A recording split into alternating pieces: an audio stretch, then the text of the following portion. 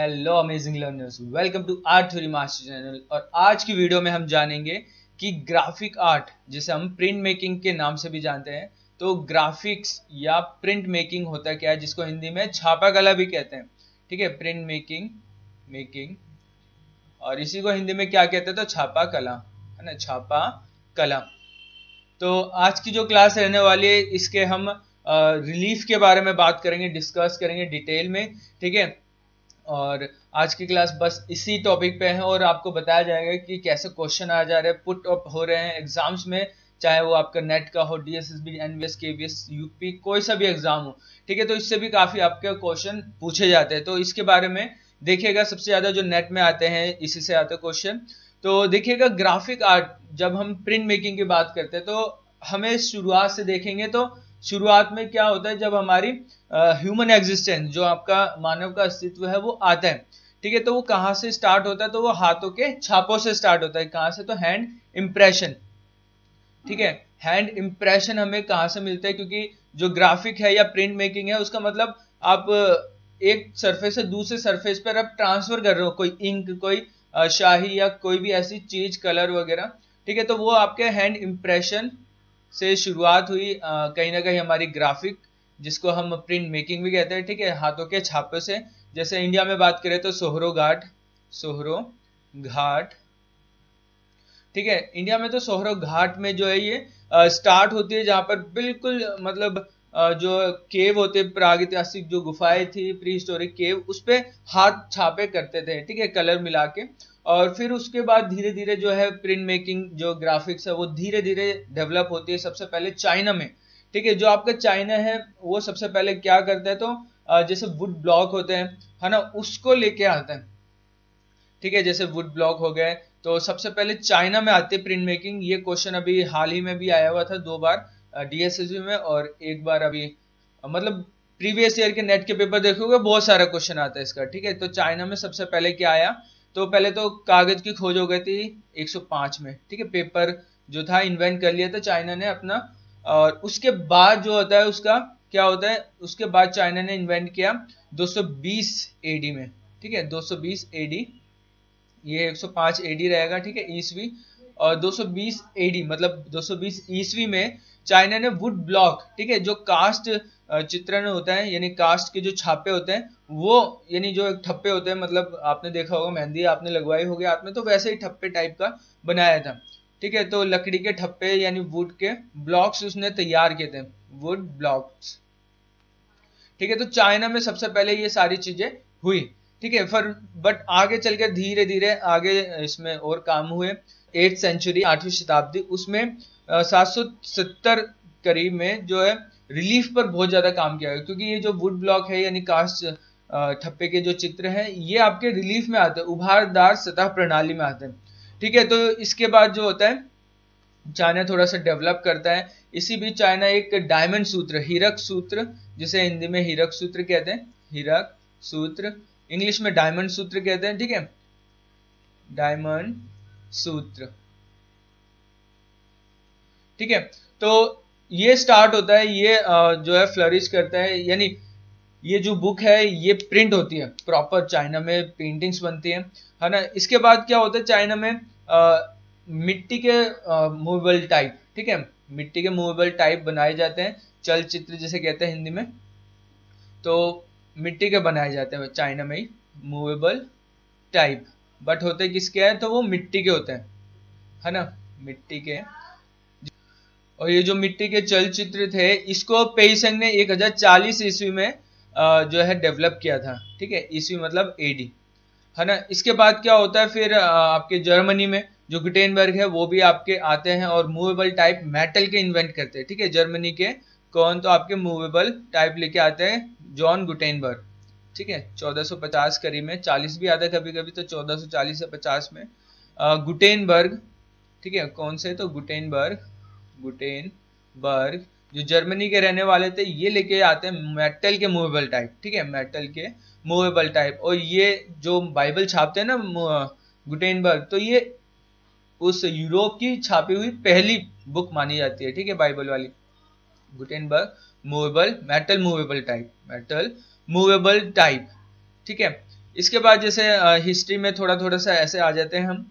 और इसके बाद जब हम इंडिया में देखते हैं तो इंडिया में सबसे पहले गोवा में, ठीक है, जब अकबर गद्दी पे बैठता है, मतलब 1556 1556 का ऐसा टाइम होता है जब गोवा में, है ना, 1556 में गोवा में जो है लगाई जाती है प्रेस मशीन।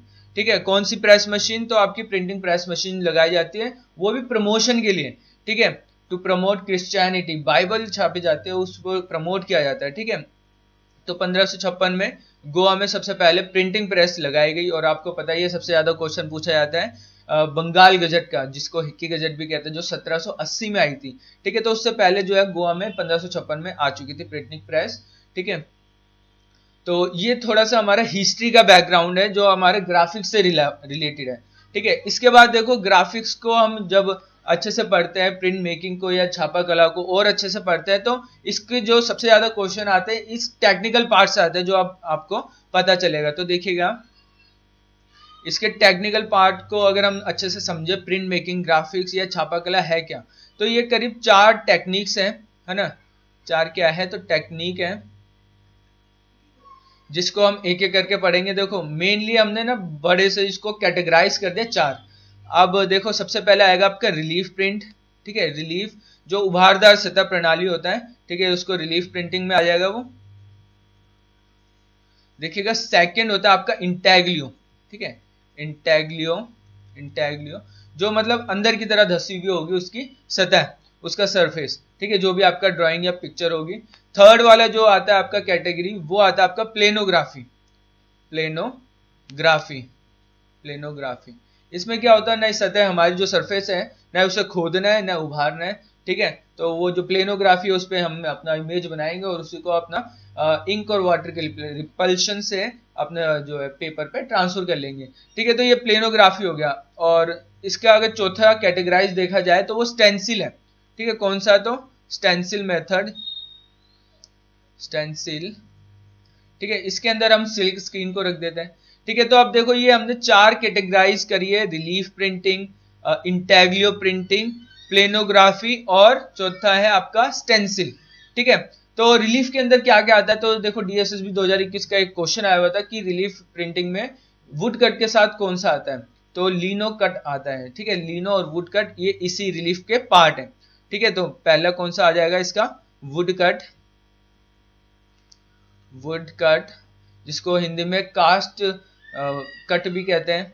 और इसके बाद देखिए सेकंड आता है रिलीफ में लिनो कट। ठीक है, लिनो कट। और ये जो वुड कट है, ये आपको पता ही चल गया, चाइना में 220 में सबसे पहले आता है। ये लिनो कट जो है आपका 1920 करीब में आता है। ठीक है, तो ये रिलीफ में है। रिलीफ में कैसे? जैसे मान लीजिए मेरे को अपना नाम का अक्षर लिखना है, ठीक है, के, है ना, तो मैं के को छोड़कर, ठीक है, बाकी आसपास का जो भी सरफेस रहेगा इसको काट दूंगा। ठीक है, मतलब पूरा नहीं काटना, बस उतना काटना है कि इंक नीचे न जाए। ठीक है, तो मान लीजिए एक वुड का मैंने ऐसे ब्लॉक लिया और उसको मैंने अपने नाम के अक्षर से ऐसे काट लिया।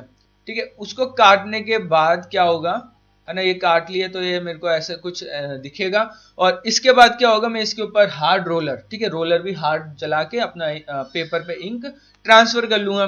ठीक है, तो जो उभरी हुई सतह है, ठीक है, जैसे ये उभरी हुई सतह है ना, ये आपने देखा ये उभरी हुई सतह है, इसी को मैं प्रिंट करूंगा तो इसी को उभरी हुई सतह प्रणाली कहते हैं हिंदी में, और इंग्लिश में रिलीफ प्रिंटिंग, क्योंकि ये रिलीफ है, उभारदार है, इम्बॉस है।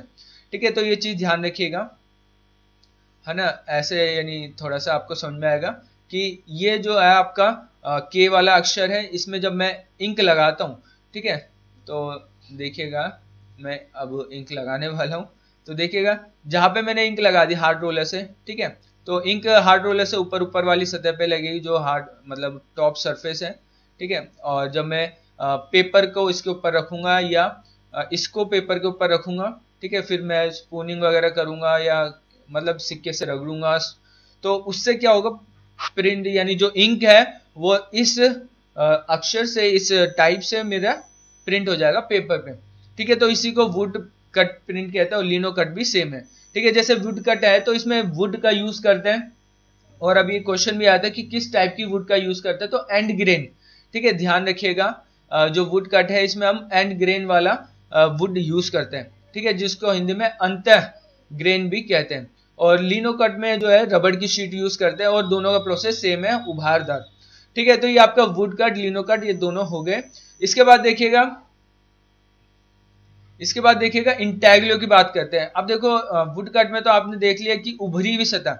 अब इंटैग्लो में क्या होता है कि आपकी जो प्लेट है, मान लीजिए ये आपकी प्लेट है, अब आपको क्या करना है, जो आपका इमेज एरिया है जिसको आपको ड्राइंग करनी है, जो छापना है, जो डाई बनानी है, मतलब कुछ भी, तो उसको आपको अंदर की तरफ काटना पड़ेगा। ठीक है, जैसे आपकी ये प्लेट है तो आपको अंदर तक गाड़ना पड़ेगा, क्योंकि इसमें सॉफ्ट रोलर यूज होता है जो अंदर इंक स्टोर करता है। ठीक है, ऊपर से हमें इंक हटा देनी होती है। ठीक है, तो मतलब आपने देखा कि रिलीफ में ऊपर की तरफ इंक लग रही है, वही प्रिंट में आ रही है, बट इंटैग्लो में इसका उल्टा है। ठीक है, इंटैग्लो में नीचे की तरफ जहां पे हमने खोदा है वो इमेज में जाएगी आपकी इंक, और वो आपका आगे पेपर पे ट्रांसफर होगी, क्योंकि ऊपर से हम इंक हटा देते हैं।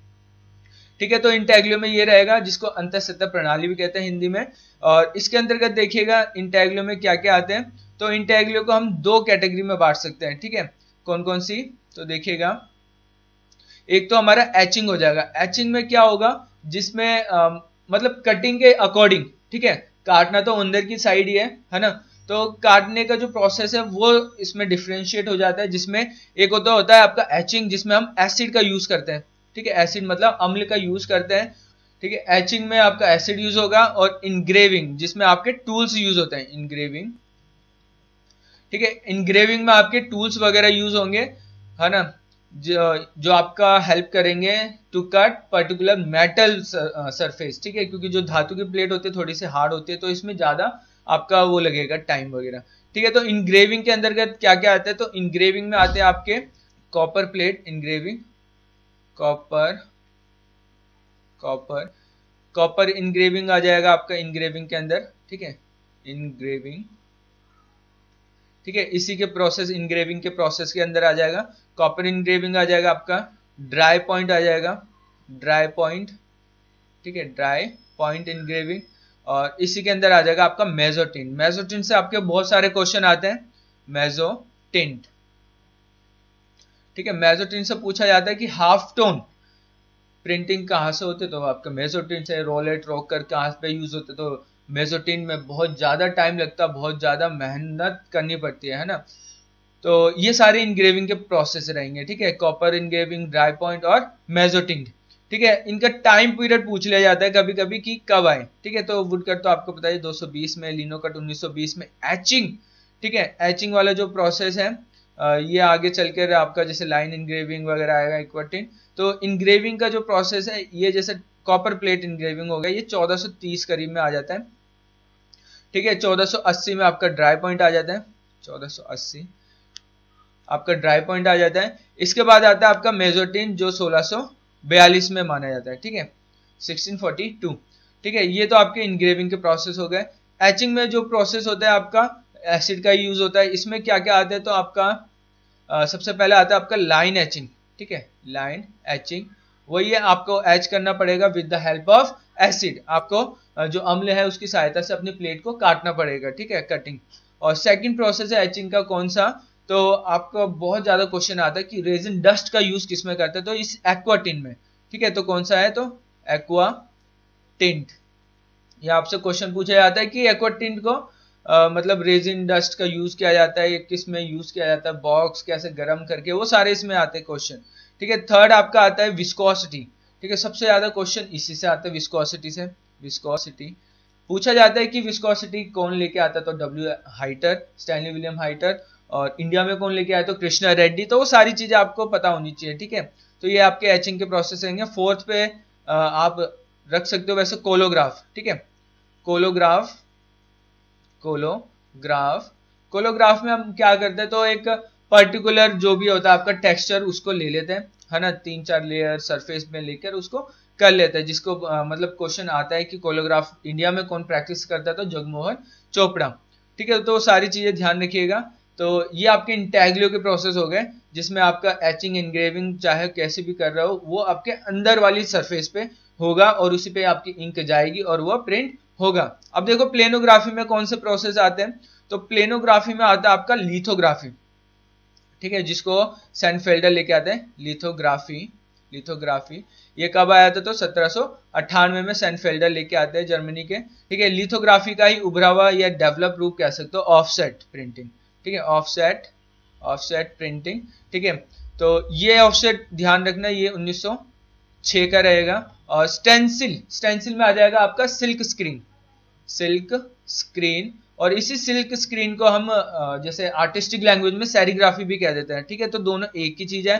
क्वेश्चन आता है मैश काउंट क्या है? तो सिल्क स्क्रीन के जो आपका स्क्रीन होता है, जो आप कभी बोल्टिंग क्लॉथ यूज करते हो, कभी सिल्क स्क्रीन का यूज करते हो, तो उसमें छोटे छोटे छिद्र होते हैं, है ना, उसी को मैश काउंट कहते हैं।